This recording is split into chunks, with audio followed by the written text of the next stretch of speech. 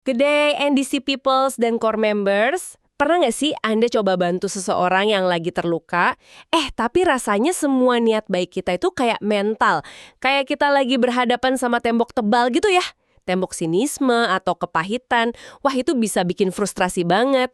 Nah, hari ini kita mau kupas sebuah bahan pendalaman atau biasa kita sebut revive. Topiknya relevan banget, judulnya Menjadi Agen Pemulihan. Kita mau bedah bareng-bareng gimana caranya menembus tembok itu. Ya, dan yang menarik ya, sumber ini langsung menusuk ke akar masalahnya. Jadi teks ini mengidentifikasi kalau kepahitan yang kita hadapi di orang lain itu biasanya datang dari dua sumber utama. Apa aja itu? Pertama, karena mereka disakiti secara jahat oleh orang lain. Dan yang kedua, karena pengalaman hidup yang berat. Oh, oke. Mungkin ditinggalkan, menderita sakit, atau gagal terus-terusan gitu.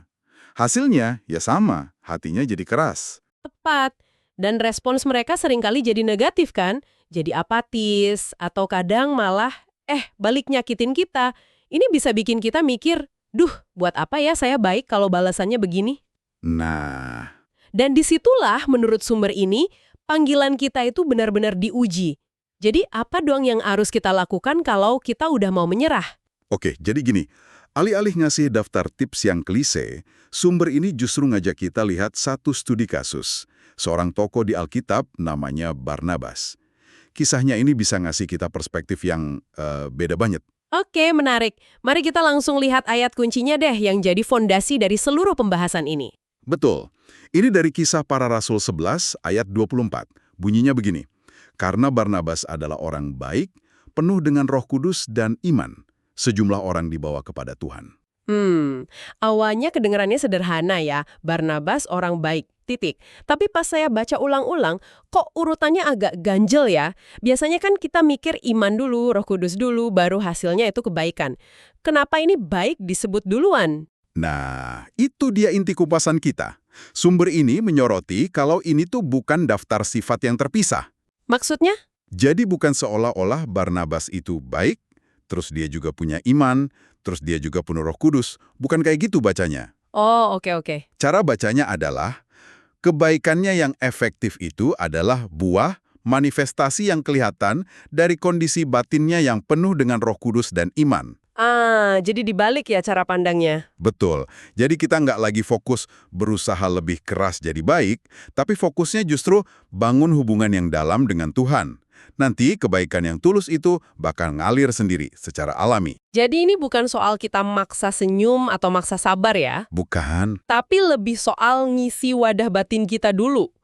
Masuk akal sih, karena kebaikan yang dipaksakan itu kan pasti ada batasnya. Tepat sekali. Tapi sumber ini kan juga ngasih konteks yang lebih luas ya. Kebaikan Barnabas ini bukan cuma buat satu atau dua orang. Betul sekali. Sumber ini ngingetin kita konteksnya. Waktu itu Barnabas diutus ke Antioquia. Ini sebuah kota di mana iman Kristen lagi meledak di kalangan orang non-Yahudi untuk pertama kalinya. Wow, pasti situasinya agak kacau ya. Bisa jadi sangat kacau dan penuh ketegangan. Jadi perannya sebagai agen pemulihan itu bukan cuma nolong individu yang terluka, tapi juga jadi figur yang menenangkan dan mendamaikan satu komunitas yang lagi bertumbuh pesat. Kebaikan dan imannya itu jadi jangkar. Wah, ini ngasih dimensi baru sih buat istilah agen pemulihan. Artinya, tindakan baik kita, sekecil apapun, itu bisa punya dampak komunal. Ini nyambung ke bagian refleksi dari sumber ini ya, yang pertanyaannya lumayan menantang. Sangat menantang. Pertanyaan intinya kan, apakah Anda cenderung menyerah saat melayani seseorang yang hatinya pahit? Dan bagaimana agar kita bisa menjadi saluran kasih Tuhan bagi mereka? Jawabannya ya balik lagi ke konsep Barnabas tadi. Sumber ini tuh seolah-olah menggambarkan kepahitan itu kayak tanah yang kering dan keras. Oke. Kebaikan kita itu bukan linggis untuk bongkar paksa, tapi lebih kayak air yang terus-menerus disiramkan dengan sabar. Pelan-pelan ya. Pelan-pelan, nanti tanah itu bakal melunak dan sesuatu yang baru bisa tumbuh.